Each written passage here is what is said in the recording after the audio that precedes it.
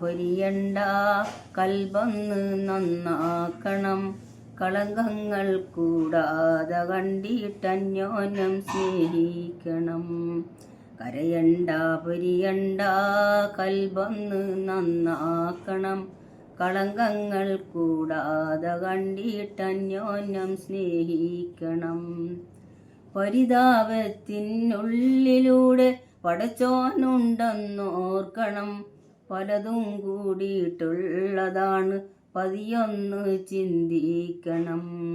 കരയണ്ട പൊരിയണ്ട കൽബൊന്ന് നന്നാക്കണം.